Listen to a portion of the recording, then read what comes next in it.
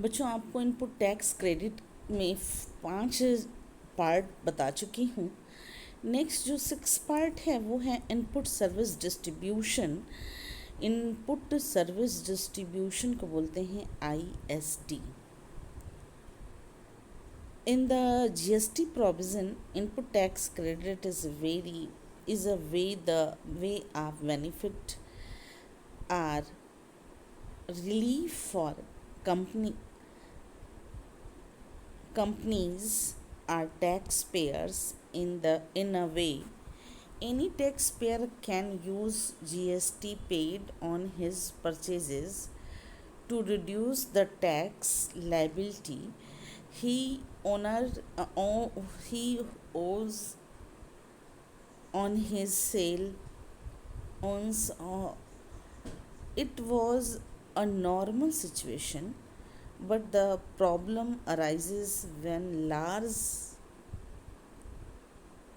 companies which have many types of production or sales units or branches spread across different states at different locations, and to control these companies open a main office or control office or regional office.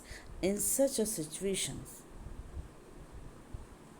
from the main office some services are purchased which are used throughout the country for all their branches or production units.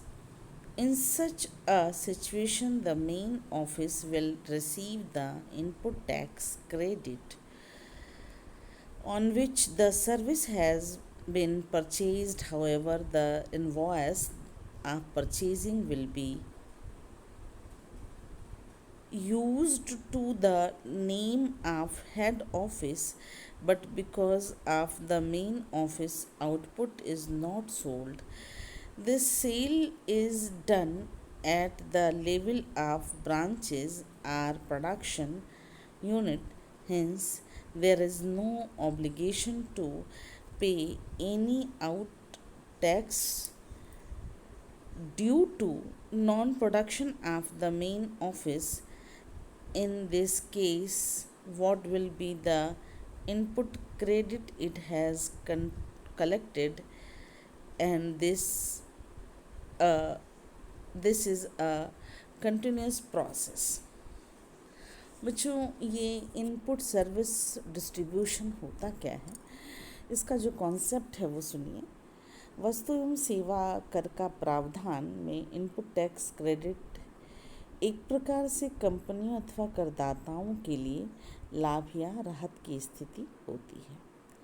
कोई भी करदाता अपनी खरीदारियों पर चुकाए गए वस्तु एवं सेवा कर का उपयोग अपनी बिक्री पर चुकाए जाने वाले कर दायित्वों को कम करने के लिए कर सकता है।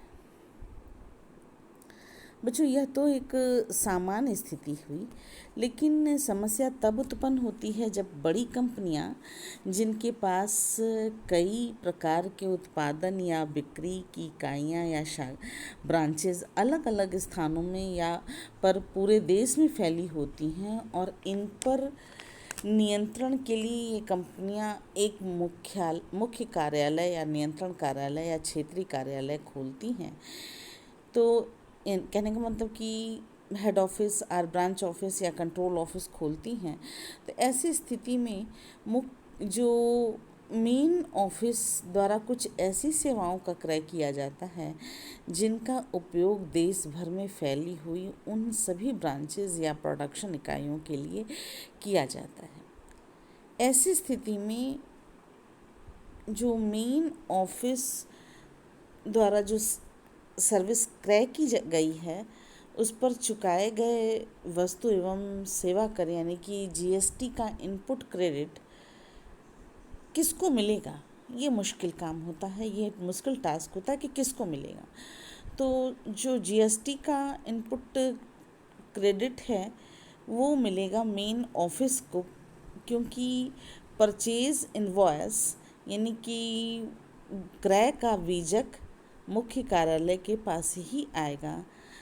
लेकिन मुख्य कार्यालय द्वारा चूँकि कोई आउटपुट की बिक्री नहीं की जाती, कोई आउटपुट नहीं की जाती है, तो यह बिक्री का कार्य तो शाखाएं अथवा उत्पादन इकाइयों के स्तर पर होता है, किया जाता है। अतः मुख्य कार्यालय के पास आउटपुट बिक्री न होने के कारण कोई भी आउटपुट टैक्स चुकता करने का दायित्व भी नहीं होता है। तो ऐसे में उसके पास जो इनपुट क्रेडिट एकत्र होते हैं उसका क्या नाम होगा, क्या नाम दिया जाएगा? वो जो ऐसे में उसके पास जो इनपुट क्रेडिट कलेक्ट हो रहा है उसका क्या नाम होगा, ये एक प्रश्न है आपको।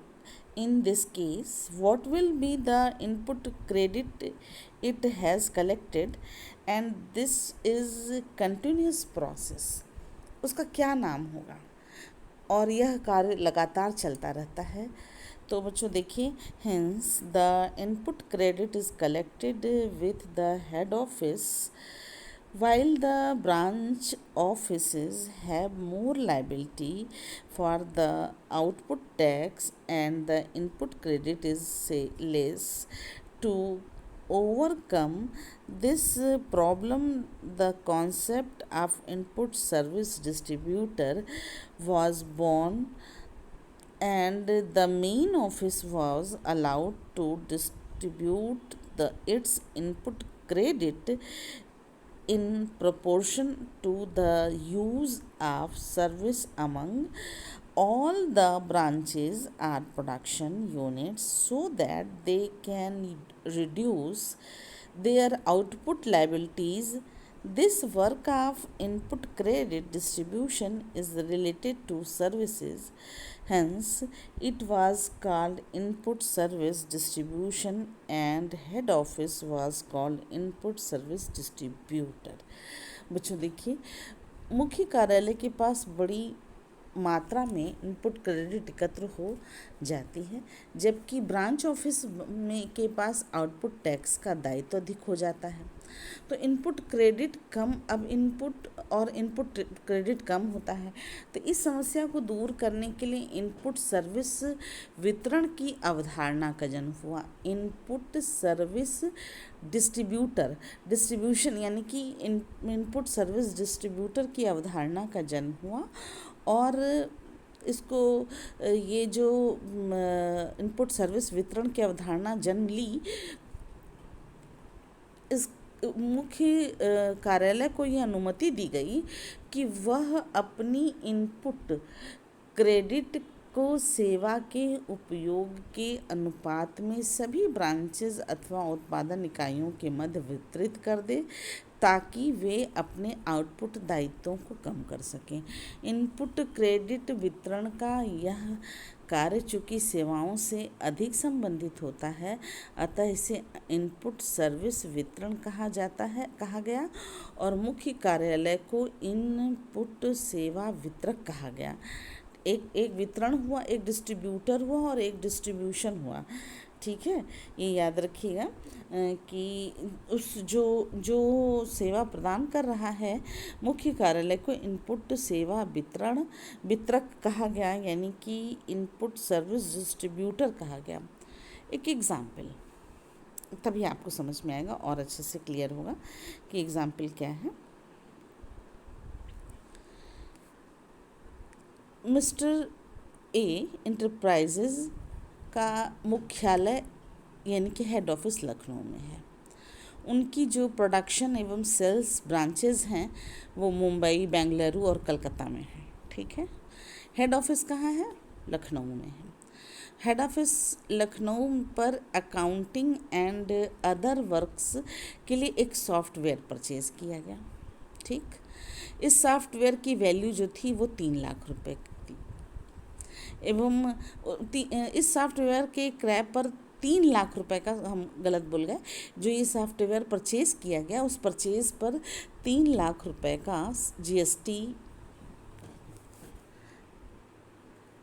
हेड ऑफिस द्वारा चुकाया गया। हेड ऑफिस का इनपुट क्रेडिट हुआ जो कि हेड ऑफिस का इनपुट क्रेडिट हुआ। अब चूंकि सॉफ्टवेयर का उपयोग तीनों शाखाओं के लिए किया जाता है, तो ये जो 3 लाख रुपए का इनपुट क्रेडिट जो मिला हेड ऑफिस को, वो तीनों ब्रांचेस के मध्य डिस्ट्रीब्यूट कर दिया जाएगा, क्योंकि अब 3 ब्रांच हैं, तीनों 1-1 लाख रुपए तीनों को मिल जाएगा।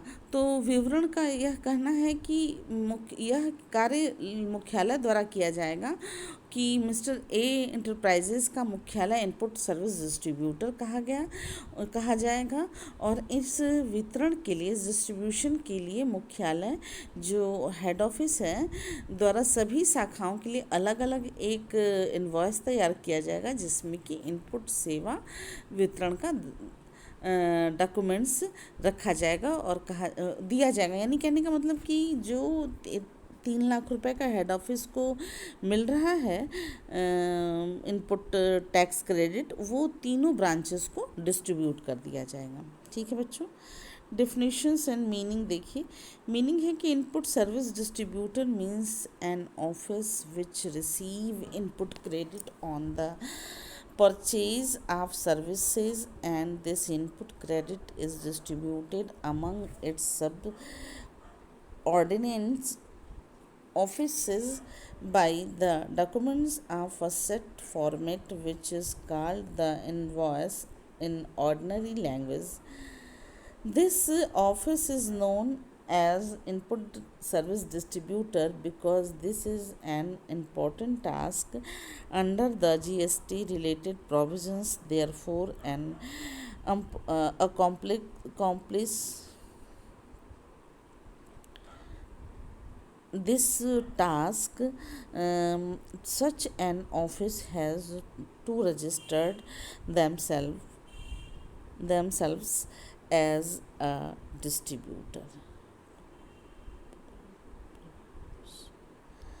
डेफिनेशंस दिए हुए हैं बच्चों, ये समझ में आ गया होगा कि इनपुट सेवा वितरक का आशय ऐसे कार्यालय से है जो सेवाओं के क्रय पर इनपुट क्रेडिट प्राप्त करता है और इनपुट क्रेडिट को अपने जितने भी कार्यालय हैं उनके बीच में बांट दिया जाता है। ये अभी आपको जो एग्ज़ाम्पल दिया उससे आपको और अच्छे से क्लियर हो गया होगा कि जो उसको 3 लाख रुपए का मिल रहा है इनपुट टैक्स क्रेडिट, वो तीनों ब्रांचेस में मुंबई, कोलकाता और बेंगलुरु तीनों ब्रांचेस को 1-1 लाख रुपए वो भेज देता है। नेक्स्ट डेफिनेशन है बच्चों, सेक्शन 2661 ऑफ CGST एक्ट 2070 में state input service distributor means an office of supply of goods or service or both which receive tax invoice issued under section 31 towards the receipt of input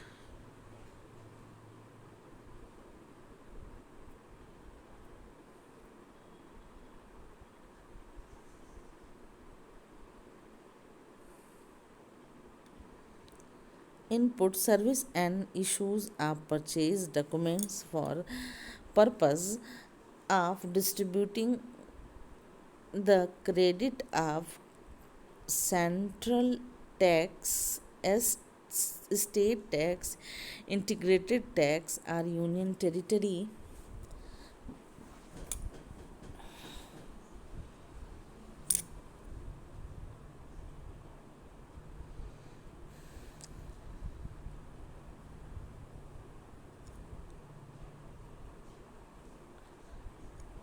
union territory integrated tax paid on the said services to a supplier of taxable goods or services are both having same pay pen permanent account number as that of said office. It means कि बच्चों input सेवा वितरक से आशय माल अथवा सेवाओं अथवा दोनों के ऐसे आपूर्तिकर्ता कार्यालय से है जो इनपुट सेवाओं की प्राप्ति के कारण धारा 31 के अधीन जारी किए गए बीजक प्राप्त करता है और उक्त कार्यालय के समान स्थायी खाता संख्या pan pan permanent account number रखने वाले कर योग्य माल अथवा सेवाओं अथवा दोनों के ऐसे आपूर्तिकर्ता को उक्त सेवाओं पर भुगतान किए गए केंद्रीय कर राज्य कर एकीकृत कर या संघ शासित प्रदेश कर के इनपुट क्रेडिट के वितरण करने का प्रयोजन के लिए कोई विहित दस्तावेज जारी करता है। ठीक है, क्लियर हो गया होगा आपको। इसका बच्चों कैरेक्टर भी है, कैरेक्टरिस्टिक्स देख लीजिए। इसके फीचर्स कह लीजिए। This provision applies to the provision of service, the provisions will be not applicable in relation to input credit to goods and capitals input service distribution considered to be the supply of services on the basis he is issue the invoice for distribution of input credit in this provisions branches offices can have। तो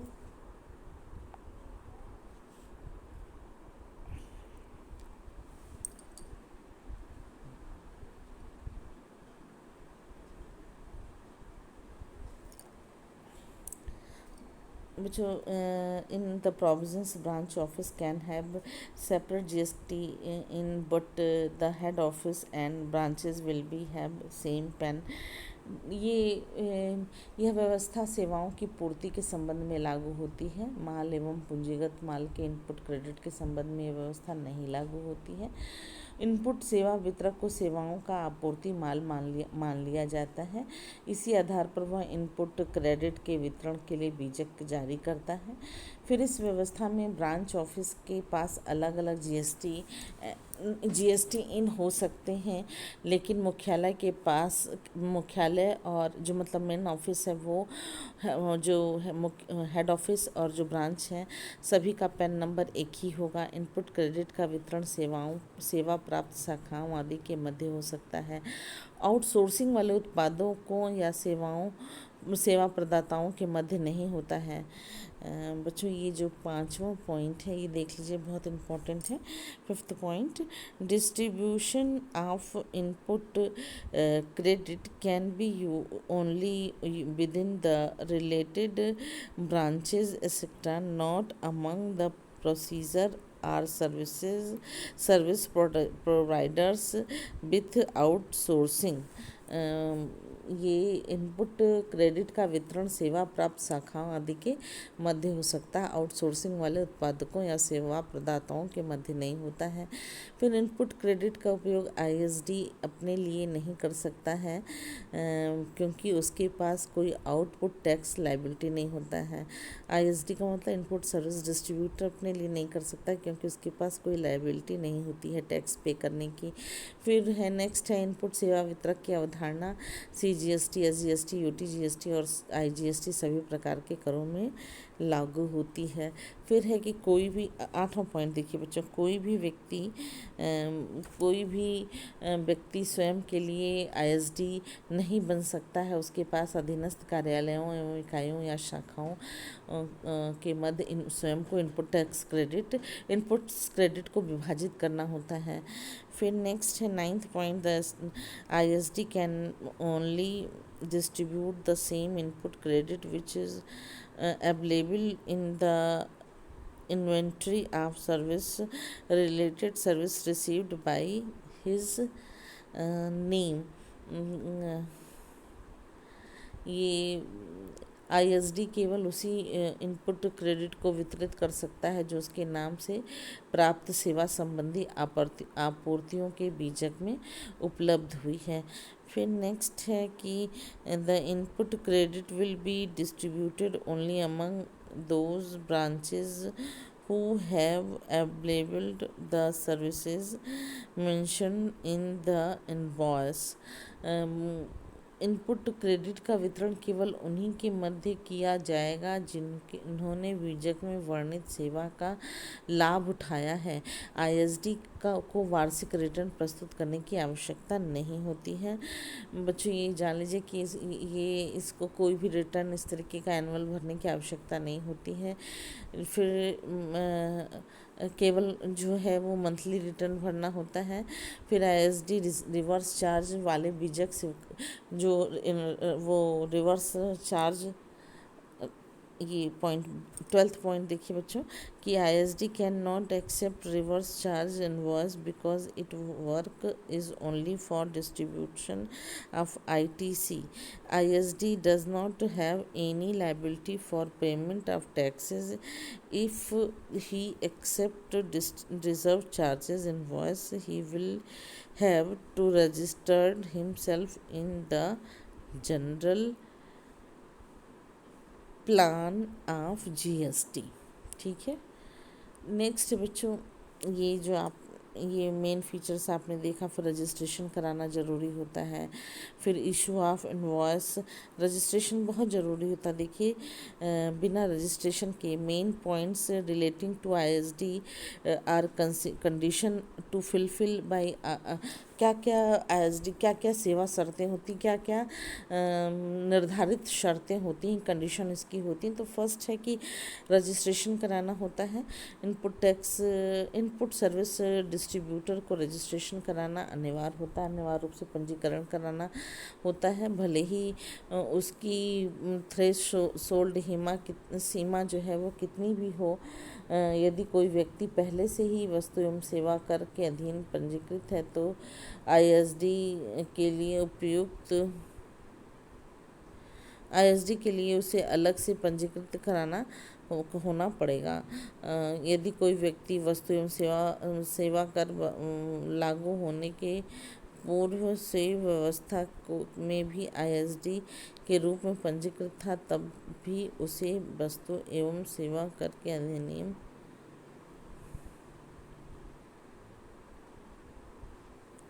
कुछ। Next है कि issue of invoice, उसमें नाम पता सब लिखा होगा, नंबर, पैन नंबर, 16 डिजिट का जो मतलब जितना भी चीज़ें हैं, आईएसडी का नाम पता, जीएसटी नंबर, फिर क्रमांक नंबर 16 अंकों से अधिक का नहीं होना चाहिए। फिर जिस तारीख को इशू की गई है इनवॉइस वो। फिर बच्चों नेक्स्ट है इसके बाद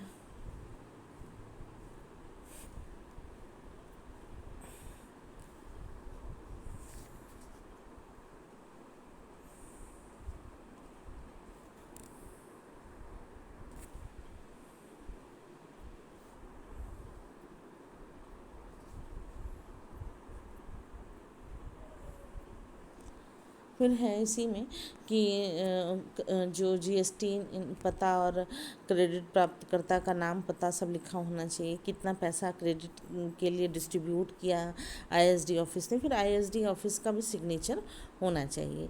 ये इसके जो है मेन फीचर्स हैं। 2-4 चीज़ें और हैं वो भी हम आपको बता देते हैं कि उसको रिटर्न भरना होता है, फिर डेबिट क्रेडिट नोट रखना पड़ता है, फिर जो है आईएसडी का जो है नाम, अगर कोई भी इनपुट सर्विस का यूज़ करती है तो उसको भी